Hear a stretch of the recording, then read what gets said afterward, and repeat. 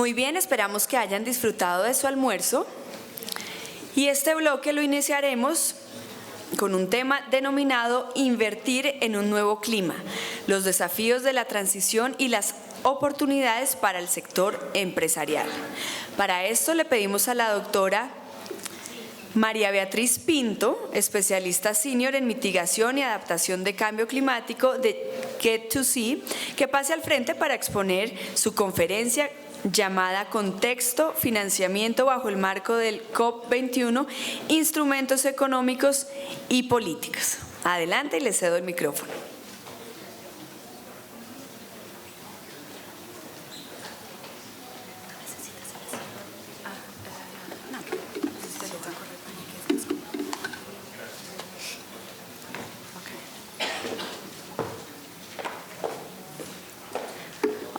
Hello, everyone. The one is over there.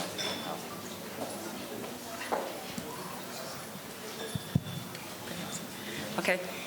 Hola, ¿qué tal? I'm going to save yourselves from my very good Spanish. But in the meantime, we'll have live translation. Thank you for that. But in any case, the presentation is written in Spanish, so that the key messages and information is passed to all of you. So bear with me. Okay, so first of all, thank you very much for this invitation. Thank you, Andy, and for all your efforts and this invitation. You asked me to talk about a bit two main concepts. First, to provide a general context regarding the climate financing, especially before COP and the outcomes of Paris, what would be and what would mean to climate financing, and also to have a look in what are the instruments and the policies that can support and to meet the pledges done under the Paris Agreement. Okay, so moving, is there? That's the one? Okay.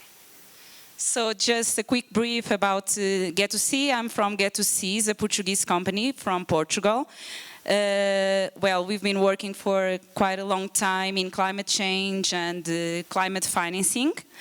And we've been working not only with national governments and authorities, but also with some multi and bilateral agencies. We've been working closely to them, especially in supporting them either in low carbon projects, but also supporting them under the negotiations and their assessing to climate financing. Okay, so we've been working with Colombia under the PMR work, particularly for assessing the macroeconomic impacts of introducing instruments such as carbon pricing. I'll be explaining a little on and later on what are the main goals and that. Okay. So, when thinking about the climate financing, we would have, okay, it's important because not only to meet the 2 degrees Celsius floor, and especially to go farther below that one and hopefully to 1.5 degrees, we need money. We need money to implement the actions, to implement the plans, to be able to support a proper action plan to meet the pledges. And the Paris ended up being a very busy and intense conference of parties with a lot of new things going on and being launched. We are talking about new initiatives. Some of them you've already been able to talk about it. We're talking about launching, for instance, the G7 Germany platform, the Mission Innovation, Climate Resilient Initiative, and so on. There is also the announcing of a lot of money put into the climate financing flows. And here the Green Climate Fund playing a very big part. Actually, I've just heard, and I didn't include in my presentation, but I've just heard that the Inter-American Bank just launched last week a new line to support the NDC's development, the NDC Invest.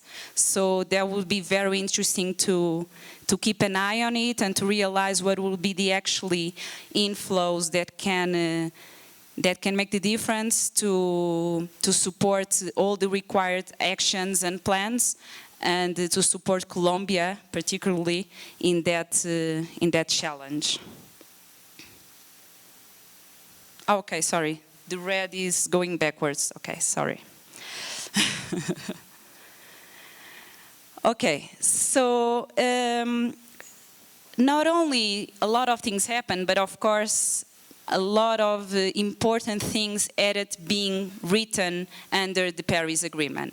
That said, Article 9, and apologies for such a heavy slide, but it's important to pass this message. It's important because each single line, each comma, verb, intention, under the text itself of the agreement, it means a lot. So, having said that, for financing having a lot of sections, a lot of points and paragraphs, it's important to explore all of them. Of course, at this stage, a lot of the details are still not known, but at least we do know there will be this continuity of the developed countries to support developing and emerging economies to be able to prepare for a low carbon development and to a climate resilient path. And they would not only have to maintain that support, and they are more serious about that after this COP, but also they have to monitor and to communicate every 2 years where are the progress and where are the commitments in terms of climate financing. So that will mean that we have more structured information. That will mean that we have developed parties thinking more clear and in more details what would be actually their part in the where is the money. And also is important here, and again, to the text gives a vital role to the GCF. It gives here the information that the GCF will play a very important role on financing the actions needed. Just a quick information about the GCF. Well, it's been actually by far the biggest fund, and we'll be focusing not only in mitigation but also adaptation actions. Is actually there's been so far a lot of money putting into. As of today, we are talking about $10.3 billion. And the one thing they also agreed, the developed parties, is to for the 2020 floor of $10 billion a year. And that will be very important and very interesting to track what will be the development on this compromise. Not only they have this commitment, but they also want to revisit it by 2025. Okay, and the projects we are talking, a lot of areas, I'll leave you here. The idea is 50% mitigation, 50% adaptation. A lot of work in, not only in mitigation, but also in adaptation with ecosystems and infrastructures for building the environment being key to the activities of the fund. we are talking so far, there are 17 projects approved. Last week, actually, there was 10 projects approved, and the GCF, the Green Climate Fund, is aiming at raising the bar. So not only they have a very huge ambition for this year, but they are also saying they want to raise up to 2.5 billion by the end of the year. That would be very important to have that approval in the projects. Okay. Okay, moving on then. So we have the financing, and it's important to understand what's going on in terms of financing. But to enable the actions, is important also to allow and to structure the proper policies and the supporting instruments so that the commitments mentioned in the NDCs, so that the ambitions that the parties want to reach into are actually met, are actually put in action somehow. Before the Paris Agreement, we had the Kyoto Protocol, and it was targeting only mitigation and working with some crediting mechanisms, namely the CDM, that I believe you are all aware of the crediting mechanism of CDM. The thing is, was very challenging, if not impossible, to think ahead and in a continuous way in mitigation when considering that the major emitters were actually not endorsing it, were actually not ratifying it. So even when Europe decided to ratify the second phase in further the work in previous COPs, of course that it was a symbolic moment, but it meant very, very little in terms of ambitions. And of course that the Paris Agreement gave that boost that we needed to move into mitigation and also adaptation. Here, one of the main issues and challenges is, and very important for when we're thinking about the instruments, is if we think about instruments in the market as the carbon pricing, of course you have to assure that you have the market to do so. So you have to assure that you have a demand of such type of credits, a demand of such type of products, of outcomes of those mechanisms. And what happened before was that the market simply collapsed. Let's say like that, because it was what happened. Basically, the reduction in the output, the global reduction in output, especially in Europe, that could use the credits and was also one of the main clients, I'm going to say like that because I'm not remembering the word, of such credits, when their outputs declined, of course the emissions declined, and by so the demand for such credits also went down the road. That aligned with the other complexities and other things that needed to be accounted in such kind of mechanisms led to a very reduction in the demand for such credits. And because of that, the market went down. Still, there's a current boost, and people even talk about a global momentum that is looking for boosting carbon pricing worldwide. And despite the lack of interest of credit generated by the CDM, despite the reforms needed in the European emissions trading scheme, the truth is that countries, regions are looking for carbon pricing on a way to help them to reduce emissions.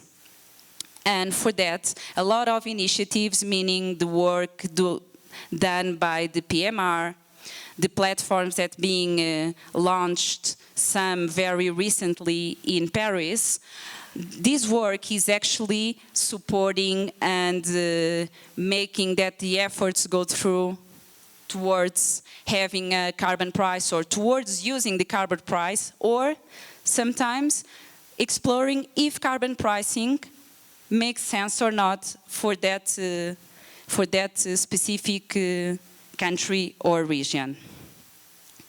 And because of that, today you have up to 17 ETS emission trading schemes worldwide. You have more than 20 systems being explored, and is the case, for instance, even in Latin America. So you have Brazil exploring, for instance, the application of a carbon tax in some sectors, although the work still at very preliminary stages. You have Chile really considering that. You have also Mexico going towards their ETS and perhaps implementation by 2018. We don't know. And we have, of course, even Colombia thinking about it. And of course, not thinking of we're going to implement it right away, but exploring, does it make sense for us? Does it make sense to think of putting a price in carbon? Does it make sense to think that that would help to reduce emissions? And for that, basically, you have two main options: either going through the carbon tax, the impuesto al carbono, or the ETS, the cap and trade systems. They have some pros and cons, as always, and it shouldn't be an exercise of simply applying for the sake of applying it. It's important to take on board and to tailor the instruments, whatever it is, to the special circumstances of the country. And because there's a lot of things to think, because if you're going to put a cap in emissions of a sector, or nationally introduce a cap, and you're going to allow the participants to, upon that cap, then to play by the rules of the market and exchange the permits. Of course, that it's important that the rules that you set, the framework that you prepare, first makes sense and actually reduce emissions. And then that allows the participants and that allows the instrument to be viable. Otherwise, it's going to be just a big report or an exercise that doesn't leave the theoretical bits. Okay, so as I was saying, Get to See, my company, we've been working since August in a project under the partnership Market Readiness. Actually, we are supporting the DNP team on that, particularly in assessing what will be the macroeconomical implications of introducing carbon pricing, such kinds of exercise that I mentioned before, in the Colombian reality. It's a work that we've been working closely with the technical team of the DNP, and it will be very interesting to see how the results are going in one way to propose the adaptations of the model, the models that they use to run and to check the impacts of such instruments. Other projects are being studied, two very important ones. One is also under the PMR, the roadmap for an ETS in Colombia. Again, this doesn't mean that it's going to be the way forward, but in order to be able to explore it, it's very interesting to see that. Oh, time is up. Okay. And the other one is also to assess the carbon tax.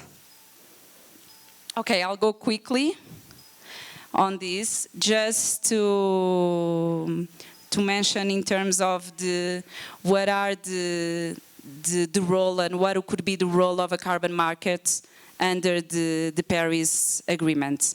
It was very interesting to see, and actually the ENDC of Colombia also expressed that half of the ENDC submitted considered the carbon markets as an option to reduce emissions. It's very interesting to see that. And from the Paris Agreement, some market approaches were arisen. First one, a mechanism, a cooperative mechanism to allow the reduce emissions and in a voluntary way under the 6.4. This mechanism can lead to something that could be the continuation of CDM. It's still very early stages because, of course, a lot of the details and framework still needs to be worked. But yes, this voluntary mechanism is one of the approach proposed. The other is, and this is very new, also the additional mechanism that the parties involved can actually transfer mitigation outcomes. Again, very early stages to understand what exactly would be those outcomes, and of course, if they are not included in the other one and not in the ENDCs, of course, then perhaps they have to be additional, but that's another question. And then the Paris Agreement also allows for non-carbon non-market approaches, also again to be explored. So a lot of things that are being negotiated. It's very important, but as they were saying, now it's time for action. It's time to, okay, the major bits have been negotiated, but to move ahead, the word is implementation, implementation, implementation. And that's the key role, and that's the way we have to look at it. Thank you.